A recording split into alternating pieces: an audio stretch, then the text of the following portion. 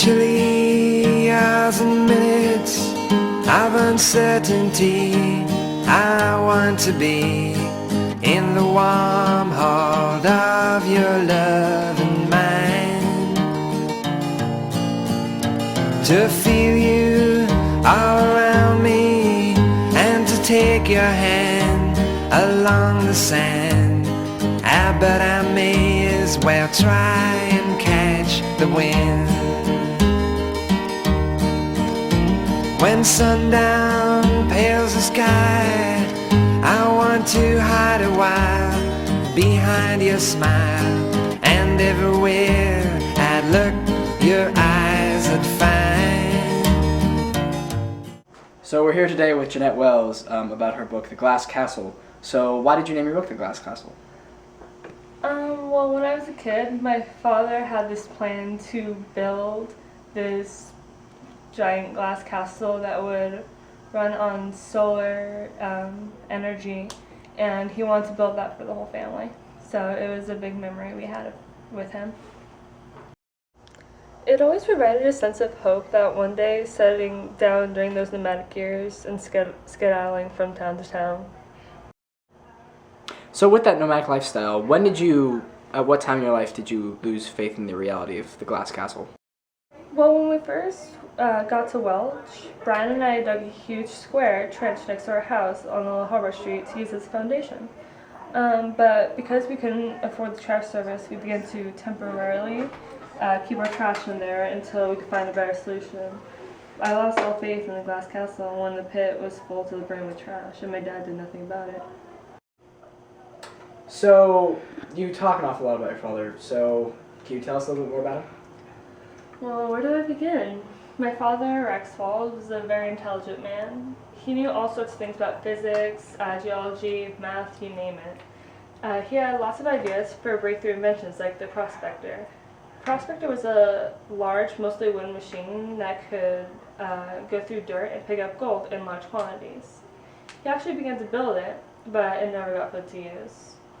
But Dad was smart. He wasn't smart enough to stay sober, though. He was a raving alcoholic. He created all sorts of messes when he was drunk, whether he was smashing furniture or fine china. It made no difference to him. I used to have so much faith in him. When I was young, I thought he was the best man in the world. As I grew older, I began to see right through him. I saw how he stole money from my mom, how he never actually worked on his inventions, but just went to bars, and most importantly, he lied to me and my siblings. So he doesn't seem like the most upstanding fellow. When did you start to lose faith in him? Well, it happened over a period of time, but there was one incident I remember vividly that has always stuck with me. For my birthday, Dad said I could have anything I wanted, and I asked for him to stop drinking. After getting through days of having terrible withdrawals, he was locked himself in his room. He seemed to be recovering. He decided to take us on a camping trip to the Grand Canyon, but the car broke down and we had to go back home. He went back to the bottle, though. He came home one night in a drunken rage looking for Mom. He smashed all of our grandma's china and knocked over the furniture and then got into a big fight with Mom. When she tried to protect herself with a kitchen knife, he grabbed one as well and knocked her to the floor and pinned her hands. It's difficult to think about that night. After all he put himself through, I can't believe he went back to the booze. So we're here today with a former alcoholic and apparent crack user turned AA sponsor. And he's going to tell us today about the effects of alcohol on its user. So how does alcohol affect the user? So an alcoholic is defined as a man who has 2 or more drinks every day, or a woman who has at least 1 drink every day. Yes, alcoholism is a very serious problem in America, and nearly 14 million Americans abuse the substance, 1 in every 3 adults.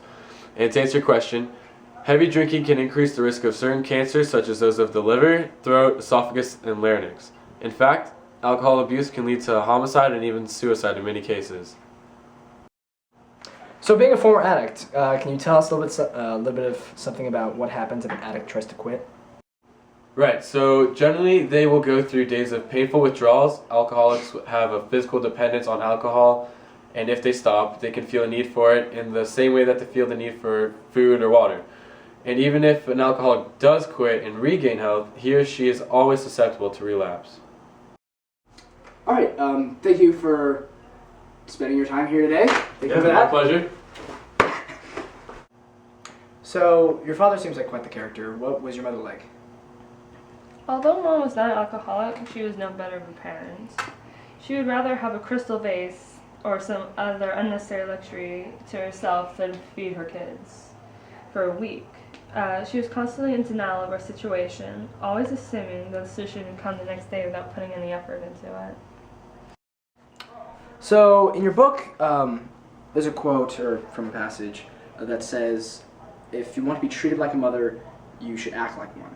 So, this is directed towards your mother. Did she ever act motherly? Yeah, over the years she did get a job as a teacher in a few different places to bring in a little extra money.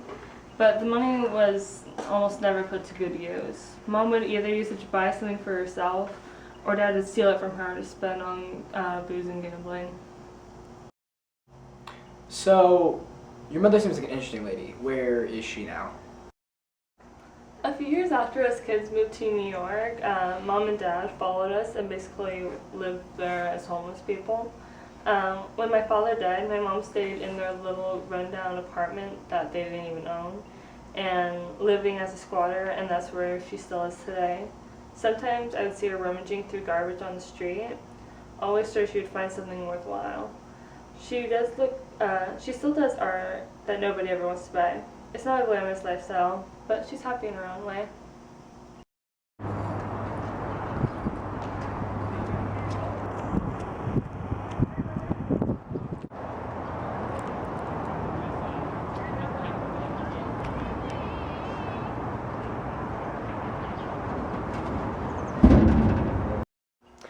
So, from what you've told me about your parents, they don't seem like the most child-friendly people.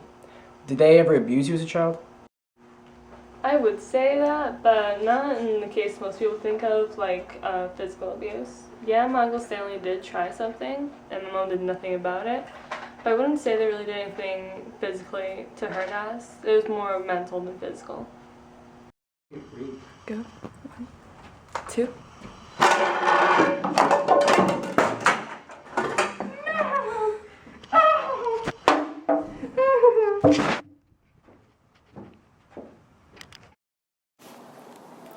Every 13 seconds, a child is abused in the United States.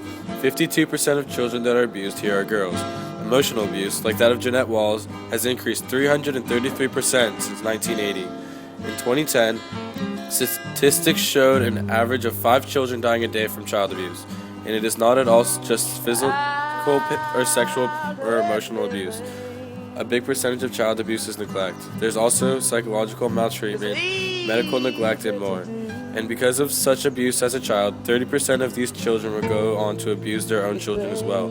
Parents who abuse alcohol and drugs, like Jeanette's father Rex, are 3 times as likely to abuse their children as non-abusers of alcohol and drugs.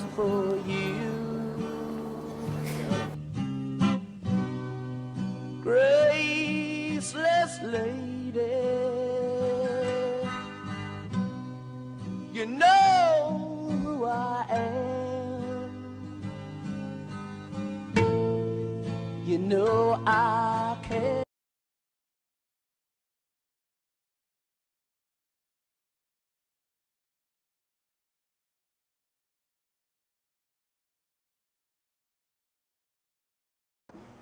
I'm here with Brian Walls, and Brian, in The Glass Castle, there's a part about you with your grandmother Irma. It was a bit weird to the reader. Would you care to elaborate on that day? So yeah, one of the very early events in my life, my childhood, was the Irma incident with my grandmother when we were living in Welch. She said that she just wanted to knit my pants, but that wasn't quite the case.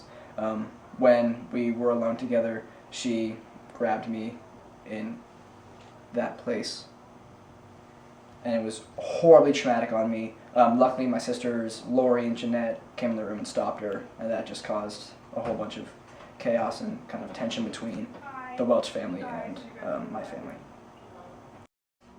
So you've told us a lot about how your father abused alcohol religiously. So in your mind, do you think that if he hadn't done so, all of the shenanigans that happened in your childhood wouldn't have happened? Yeah, I do think a lot of it wouldn't have happened, but I remember the most fighting over money. To show who was in charge, Dad left the waitress a $10 tip, but on the way out, Mom slipped into her purse. Dad always took any money that most of us earned and used it on alcohol. But something I really remember was when we were driving in the car, we were on the way to Blythe, and Mom was pregnant with Maureen, and they had this argument about how far along she was. Can't believe it's been 11 months. You're going to be one smart baby, just like your brothers and sisters. It has not been 11 months. Don't lie, you bitch. It's only been around 8 or 9.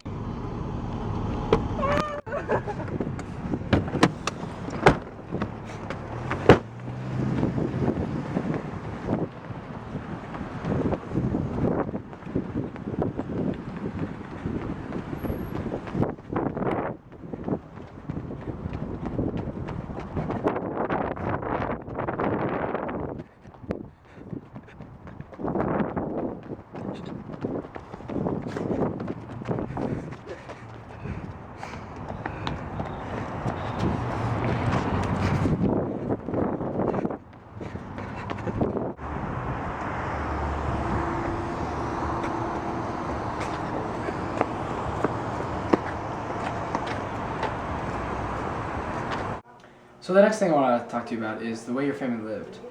You've told us that you moved around quite a bit, and you didn't seem to be living in a stable home. Is that correct? The only really stable place we ever lived was in Phoenix, and it didn't last very long because my father ended up losing his job, and he got really mad a lot.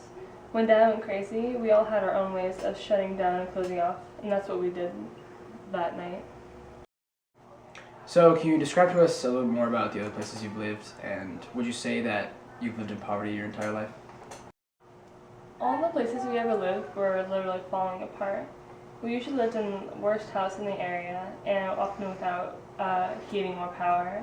We also went without food for a few days to we could go for a week on just eating beans or something. We'd eat that for breakfast, lunch, and dinner. And my mother continued that lifestyle even after my father died. So were you embarrassed by your mother living like that? Honestly, yeah. When I was a kid, I didn't like standing out and I just wanted to be normal. And with my parents, that was impossible. So let's see how the rest of the family's doing now. I'm Lori, and I recently graduated from the New York Institute of Art, and now I'm a professional artist. I'm Brian. I have a son, and I'm a police officer in New York. We cannot contact Maureen, but we do believe that she lives in California. So, Jeanette, how are you? I'm good now. I'm happily living with my second husband in Virginia. The family is kind of close, but we're still kind of distant. And I just now work for a newspaper. So, thank you for letting us interview you and talk about your very interesting lifestyle. Thanks for hearing me out.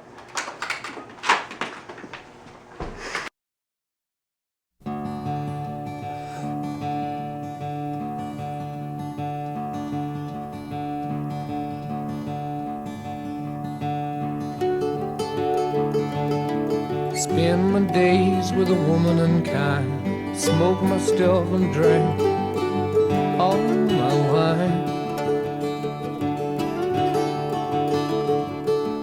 Made up my mind, make a new start, going to California with an aching in my heart.